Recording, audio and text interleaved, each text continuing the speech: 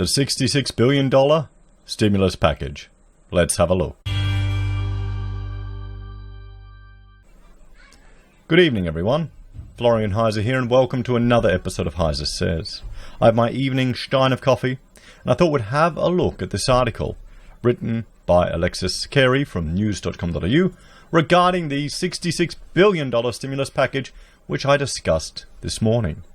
Now, I hope you've all had a good Sunday. I actually explored and left the house today for the opportunity to get a whole lot of VJ for free. And if you're not familiar with Queenslanders, vertical joint timber for your old-fashioned internal lining, because, well, it's damn expensive, and getting it for free is worth getting out there. And the roads were reasonably quiet, but then again, it was Sunday.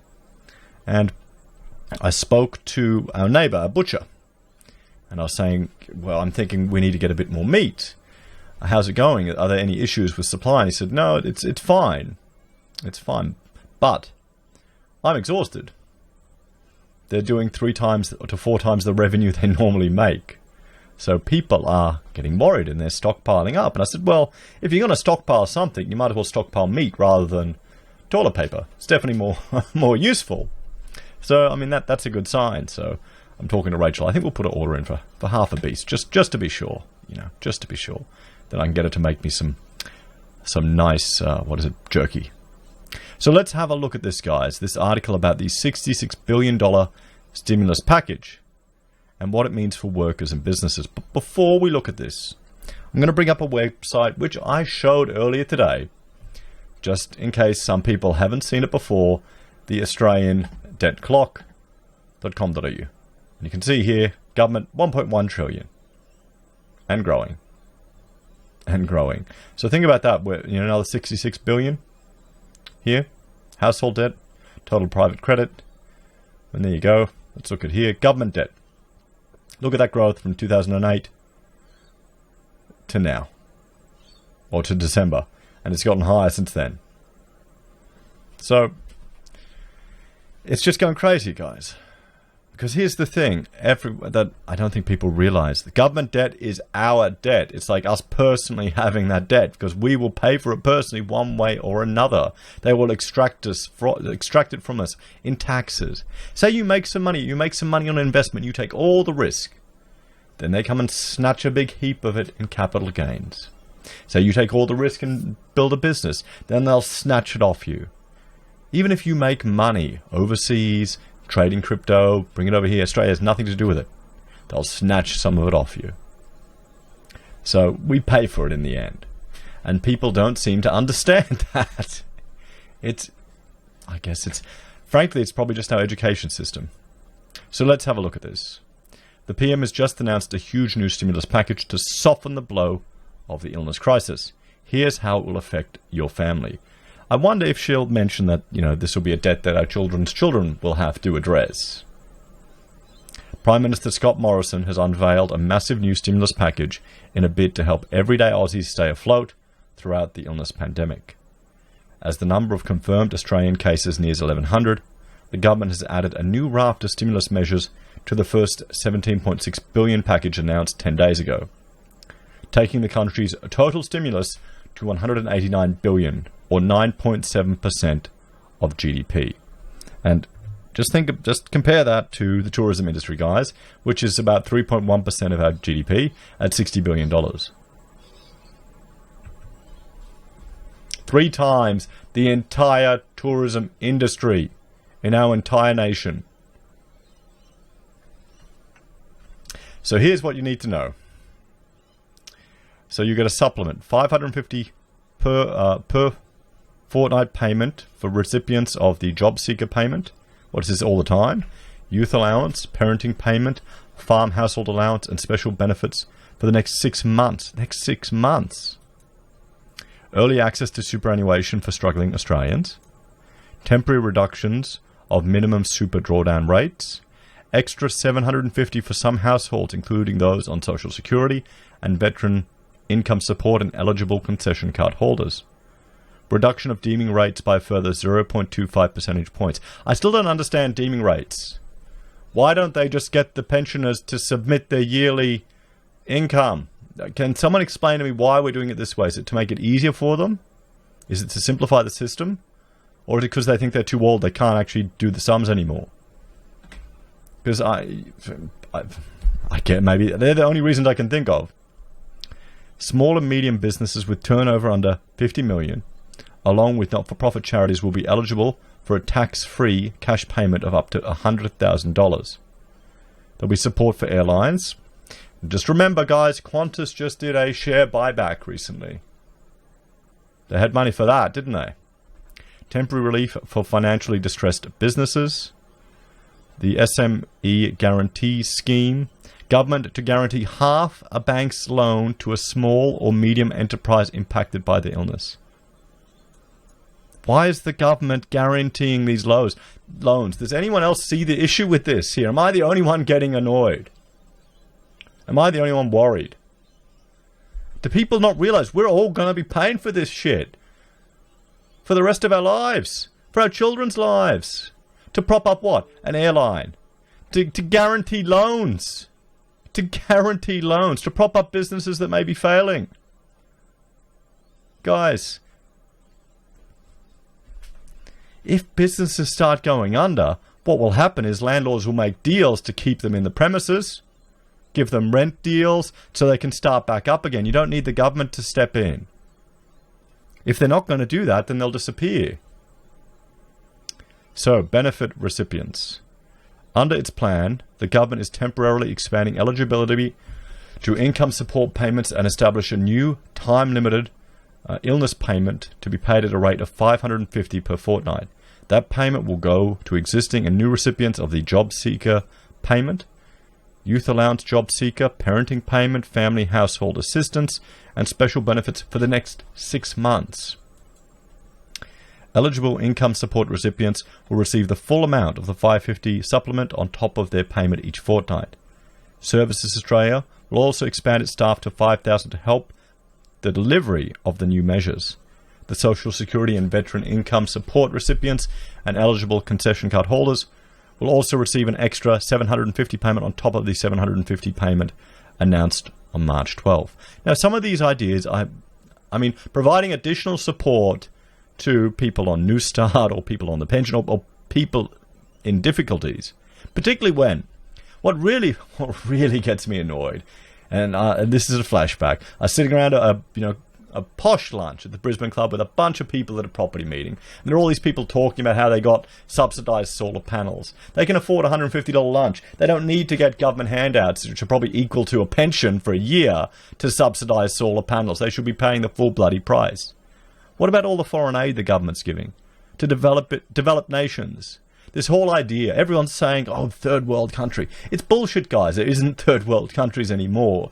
Particularly African countries or even parts of Indonesia are more advanced than certain parts of Australia. They've got better quality of life, guys. It's a fallacy that they're teaching. You look up Hans Rosling and watch some of his lectures, okay? Because it's just outdated thinking. This new payment will be automatic from July 13, and around 5 million Aussies will benefit, including pensioners. So if you're going to benefit from this, what will you do? Will it go on to bills? Or are you worried about additional spending? Or will you stash it away? Will you stash it away? Because I kind of get the feeling that when there's people are going to be scared, people are worried, people will spend it on food, or they will stash it away. How many of you will flip it into gold, or silver, or Bitcoin? The original payment will also occur automatically from March 31. The government is also reducing Social Security deeming rates by a further 0.25% on top of deeming rates charges made during the first package. From May 1, the lower deeming rate will be 0.25% and the upper deeming rate will be 2.25%. The change will benefit around 900,000 income support recipients, including aged pensioners. Now here's the thing, guys. This all sounds good and nice and happy. But you've got to remember, our government is in huge debt. Okay? It's in huge debt. It can't afford to do anything that it's doing. This is going to be a burden for future generations. It's going to be a burden for future generations. The government has been living beyond its means. Significantly beyond its means. This is just going to exacerbate it. And we're at a point now where the government takes so much money from people that people don't even have enough stashed away to survive a couple of weeks. Every paycheck, another bit more. If people realised how many months they actually worked for the state, how much tax they pay on their petrol, you know, every single thing they buy virtually has a tax on it that goes to the government. And they fritter it away. They can't even stay out of debt. Because they take our money, they waste it, and then, they just print more, they generate more, they create more debt. So, we'll have to see. Superannuation. Individuals struggling as a result of the illness outbreak will also be able to access some of their super early. Eligible Australians will be able to access up to $10,000 in 2019, 2020, and a further $10,000 in 2020, 2021. So you get 10 grand a year. What do you need to? Can you just say you're struggling and just take it out? To take advantage of the offer, you'll need to apply online through MyGov before July 1. You won't need to pay tax on released super, and the money withdrawn will not affect Centrelink or Veteran Affairs payments. Can anyone take that if you don't have to pay tax on it? Another 10 grand in some gold wouldn't hurt. Or off the mortgage, or off the credit cards. The government is also temporarily reducing superannuation minimum drawdown requirements for accounts-based pensions and similar products by 50% from 2019-20 to 2020-21. It's designed to benefit retirees by providing them with more flexibility regarding how they manage their superannuation assets. Businesses. The government is providing up to $100,000 to eligible small and medium-sized businesses and not-for-profits, including charities, that employ people with a minimum payment of $20,000. The purpose of this payment is to boost cash flow and allow organizations to keep the lights on and keep employees on the books.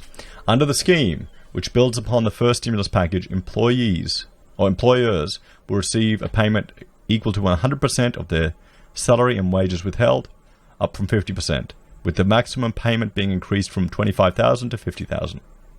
In addition, the minimum payment is being increased from $2,000 to $10,000. The payment will be available from April 28th. By linking the payments to businesses to staff wage tax withholding, the government is hoping businesses will be encouraged to hold on to more of their workers. The payments are tax-free. There will be no new forms to fill out, and payments will flow automatically through the ATO to small and medium businesses with an annual turnover less than $50 million that employs staff. And from July 28, eligible businesses will receive an additional payment equal to the total of all the boosting cash flow for employee payments received. Another measure is the SME Guarantee Scheme, which will see the government guarantee 50% of new loans issued by eligible lenders to SMEs. That terrifies me. That seems insane. I was talking actually to the guy who I got this timber off today. He's a builder. I was asking how he's going. He's got enough on. He could use some more. And I said, have you seen what the government's proposing with these bloody loans? Are you going to borrow money now? Who the hell would borrow money now? And he just shook his head. He couldn't understand it either. Can you understand it? In the comments, let me know. Can you understand it? The other tradies out there, you're going to borrow money. Maybe you get a big project. You use this to borrow to pay for it. I guess that's reducing the risk. And the government is also temporarily increasing the threshold at which creditors can issue a statutory demand on a company and the time companies have to respond to statutory demands they receive. Well, that sucks. I don't like that at all. As someone who's tried to go companies that have screwed me over for money, I don't like that at all. There you go. It shows you it's all... If they can change the rules like that, what the hell do they mean? The package also includes temporary relief for directors from any personal liability for trading while insolvent. What's the point then? What is the point? I mean, okay, I've had one client that owed me 15 grand for a restaurant design.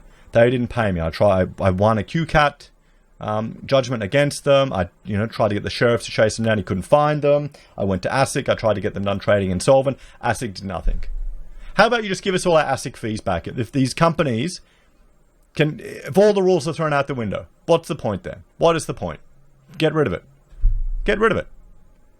Bloody hell. So guys, what this means, if you don't know, so if you're running a business as a company, And if you can't pay your bills, you can't be taking on additional contract or, taking on additional credit from people. Like, say I'm running a business and I know I can't afford to pay someone, but I hire them anyway and get them to do all this work and then use it. They can go me for trading while insolvent. Like this restaurant. I tried to go him for trading while insolvent because he was trading, still carrying on business, and didn't pay me. So that was evidence of trading while insolvent. And then there are penalties for the directors personally for doing that. And now they're getting rid of it. So why are we paying this money to big companies? $550 a year for them. What, to put your name and details on a bloody database? What a joke. And help for the airlines. Oh, fantastic. Help for the airlines. The government is also providing up to $715 million in support for Australian airlines and airports, which will ensure our aviation sector receives timely cash flow support through an unprecedented period of disruption to international and domestic air travel. Okay, here's the thing. Someone said in the comments they support this because we need to keep that infrastructure there. But here's the thing. The infrastructure isn't going to disappear. The airports are not going to disappear. The aeroplanes are not going to disappear. They'll be stored. They'll be taken care of. They'll be sold to third parties if the airlines go under. Why are we giving them money? Qantas just did a share buyback last year. If they want money, they should raise it on the market. They should go to the market and say, we buggered up, we're in trouble, we'll do a share offering. We'll raise it. Their share price will plunge, and their incompetence will be shown. Get Joycey doing it. He's so arrogantly saying, no, the state shouldn't nationalise Virgin Air. Bloody hell. The only thing I like about this, it's kind of cutting some of the subsidies of the fuel, cutting the taxes. I would rather that we cut those fuel taxes on the whole nation. Get the states to do it. What about those sin taxes? What about the cigarettes and the beer, the alcohol taxes? Cut some of those as well. If we're all going, if this ship is sinking, at least let people have a bloody smoke and a cheap beer while it's going under. So reaction to the package. This will be good. Because there's been no mention at all that this is how much debt the government has in this article. Did I read that anywhere? Was that even mentioned? Do people even know this? They don't even consider that, what is it? Hang on. Let's do some sums here. We'll just copy this. Copy this. We'll go, I'm very well organized here. So what do we have? What's the Australian population, guys? Let's look at that. Australian population.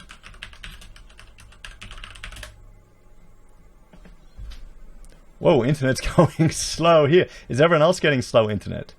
So we'll go 1. Okay, 24 million. We'll round it up to 25 because it's Australian population. 20. Yeah, we'll round it up to 25, but 28. We'll do 28. So we've got 1. Oh, hang on. 1. 03, 032, 730, 000. Divided by 28, 000. 40 grand each in government debt per citizen, per person. $40,000, guys. How do you feel about that?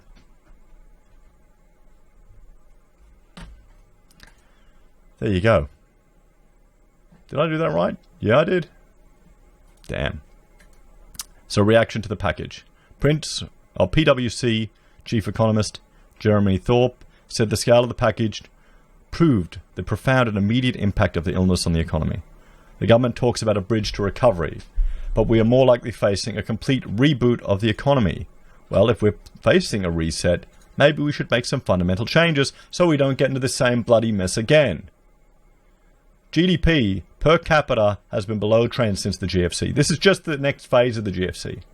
And wait till we see what happens to the housing sector, guys.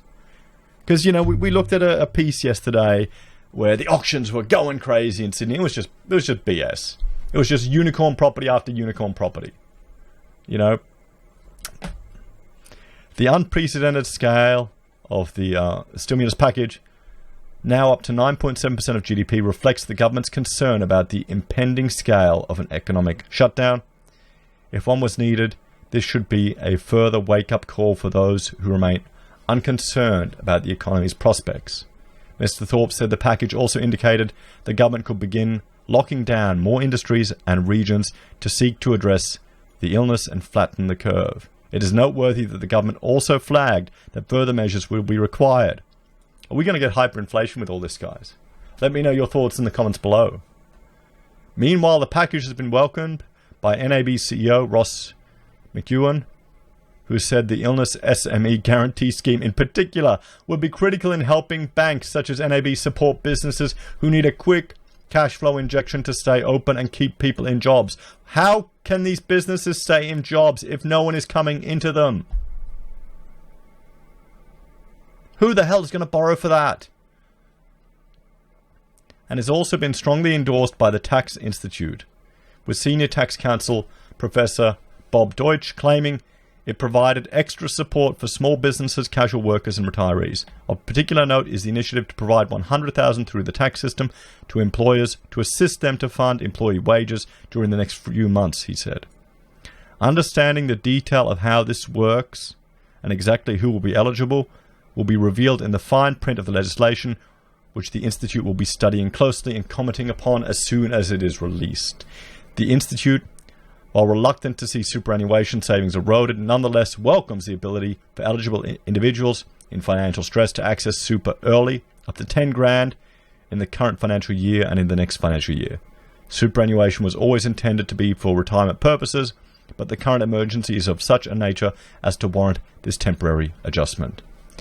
So there we have it, guys. Not one mention in this entire article about the huge amount of debt that the government has. And this is just piling more onto it. Because we're going to pay for it anyway. Okay?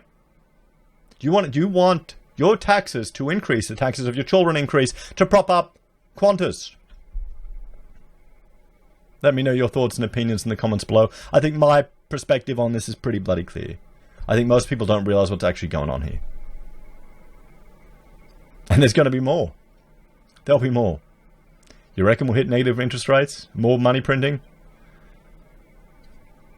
It's crazy. Anyway, guys, thank you all for watching. Like, share, and subscribe to the channel. If you're a fan and you want to help us produce more content, there are a few ways you can. You can support us via Patreon or joining on YouTube. You can use our affiliate links at Amazon or eBay for consumer purchases, or Independent Reserve and Kucoin for your crypto trading. We have merch available from HeiseSays, also from Teespring, and we have PayPal for those of you that want to contribute that way. Thanks, everyone. Have a great day. And let me know how you're going to spend your stimulus money if you get it. Take care.